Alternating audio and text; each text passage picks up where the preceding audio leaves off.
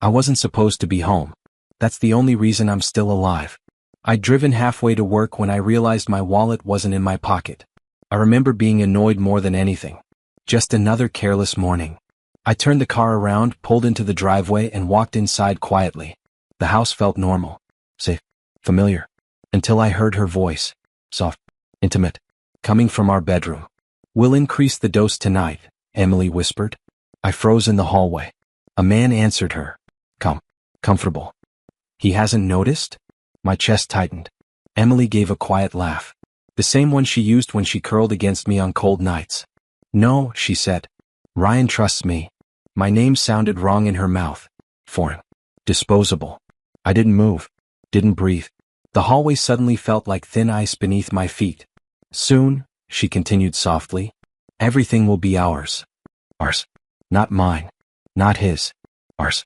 My fingers slowly relaxed from the doorframe. Years of marriage collapsed into that single word. I stepped backward silently and left the house without letting them hear me exist. Outside, I sat in my car and stared at my hands. They weren't shaking. That scared me more than anything. Then my phone buzzed. "Emily, hey babe, red heart, did you make it to work safe?" I stared at the message and realized my wife had just lied to me while standing 10 feet away. I didn't confront her. Not because I was afraid. Because I needed her to feel safe. People make mistakes when they feel safe. I waited exactly 12 minutes, then walked back inside, this time letting the front door close normally.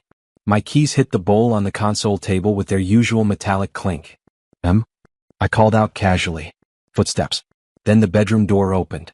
She stepped into the hallway, adjusting her hair, her face already wearing the version of herself she wanted me to see. Warm. Familiar. Loyal. "Hey," she smiled. "You forgot something?" Her eyes flicked to my hands. Checking. Measuring. "My wallet," I said, lifting it slightly. She laughed softly. "You'd forget your own head if I didn't remind you." She stepped closer and kissed my cheek. Her lips were warm. "Practiced.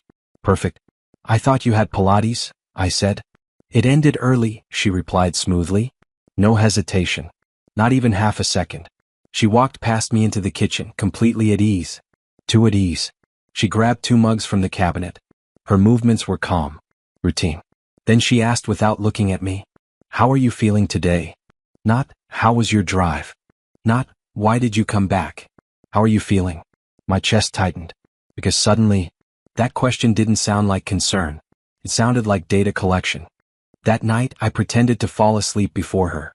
Emily stayed beside me, scrolling on her phone, the screen light reflecting in her eyes. Every few seconds, she glanced at me. Watching. Waiting. I slowed my breathing. Made it heavy. Predictable. Believable. After 10 minutes, she reached over and gently touched my shoulder. Testing. I didn't move. Another minute passed. Then she quietly slipped out of bed.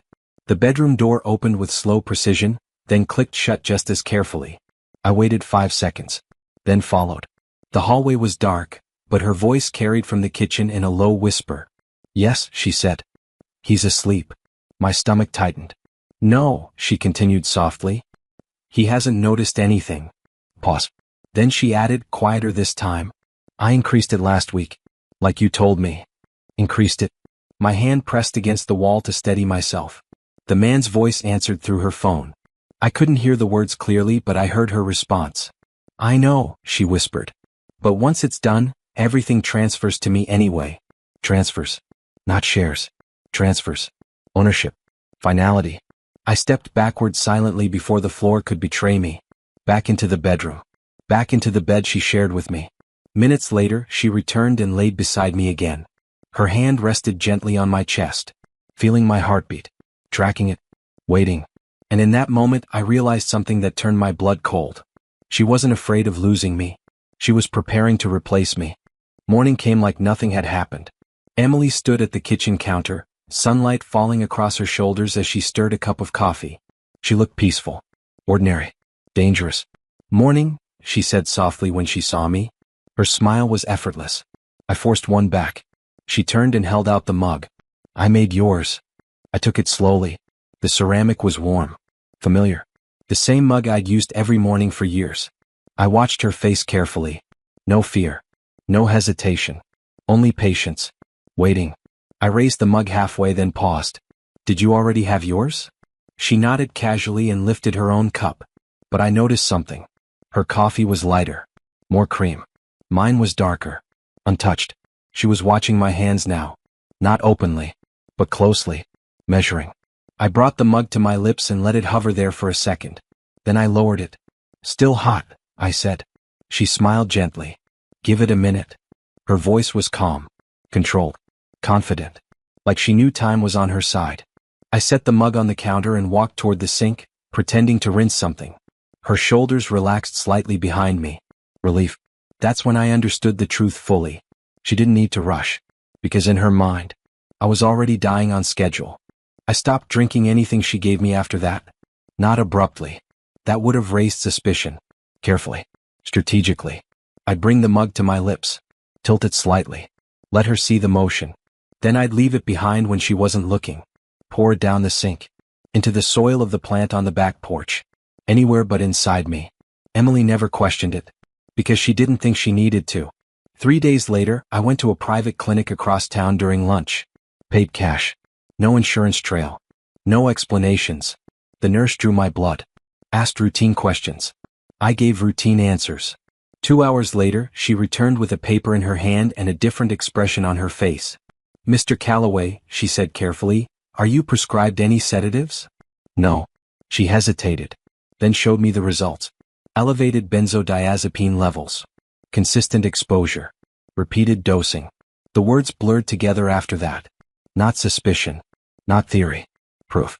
I walked back to my car and sat there staring at the steering wheel. My phone buzzed. Emily, did you drink your coffee this morning? Red heart. Not, how's your day? Not, I love you. Just that. I stared at the message for a long time. She wasn't worried about me. She was monitoring her progress. And for the first time since I met her, I realized she believed she was winning. I hired a lawyer the same day. Not just any lawyer. Someone Emily trusted. Nathan Pierce had been our attorney for years. He handled our home purchase, our wills, our joint accounts. He'd sat across from us at dinner once, laughing at Emily's jokes. He never expected to hear what I told him.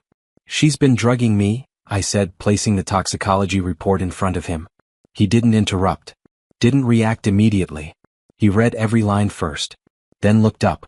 Do not confront her, he said calmly. Not yet. That word mattered. Yet. He explained everything carefully. Evidence. Documentation. Timeline. Protection. If I confronted her now, she'd deny everything. If I waited, she'd expose herself. That night, I came home and played my role perfectly. Slower movements. Longer pauses. Forgetting small things intentionally. Emily noticed. I saw it in her eyes. Relief. Confirmation. At dinner, she watched me struggle slightly with my fork. You okay? She asked softly. Concern in her voice. Interest in her eyes. I nodded weakly. Just tired. She reached across the table and squeezed my hand. Comforting. Reassuring. Cruel. Because in her mind it was working. She was already living in the future she wanted. The one where I wasn't there anymore. She smiled at me gently. And I smiled back. Because she had no idea. I had already started removing her from everything. Nathan worked fast. Within 48 hours, everything was in motion. My individual accounts were secured. My life insurance beneficiary was changed. My will was rewritten. Every asset she thought she'd inherit was already out of her reach. Legally. Quietly. Irreversibly. At home, Emily continued her routine. Coffee every morning. Her soft voice. Her careful watching. Her patience. She thought she was ahead. One night, she handed me my mug and stood there longer than usual. You've seemed weaker lately, she said gently. I nodded slowly. Just tired. She stepped closer, resting her hand on my chest. Feeling my heartbeat. Counting. Waiting. I'm here, she whispered. The words sounded comforting. But they weren't for me. They were for her. Reassurance that her plan was still on track. Later that night, she fell asleep beside me. Her breathing deep. Peaceful. Certain. I waited until 2:14 a.m. Then I carefully took her phone from the nightstand. Her fingerprint unlocked it instantly. She never imagined she needed to hide anything from a dying man. Her messages were exactly where I expected. One number. No name. I opened the conversation. And the last message she sent made everything inside me go cold. He's getting worse. Soon everything will be mine. Not ours. Mine. And that's when I knew. It was time to end this. I didn't confront her immediately. I gave her one more morning. Emily stood in the kitchen, humming softly, sunlight warming her face as she stirred my coffee. She looked peaceful. Certain. Like the ending had already been written. She turned and handed me the mug. Here, she said gently. I took it, held it, then set it down untouched. I need to show you something, I said calmly. She froze. Not visibly. But I saw it in her eyes. Fear. I placed the toxicology report on the counter between us. She looked at the paper. Then at me. Then back at the paper. Her lips parted slightly. No words came out. I know, I said quietly. The room went silent. Her entire body changed. Not panic.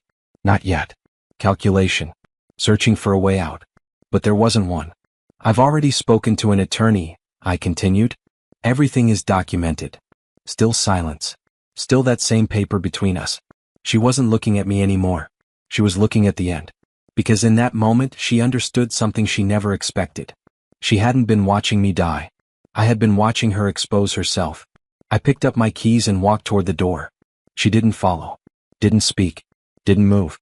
Because for the first time since I'd known her, she wasn't in control anymore.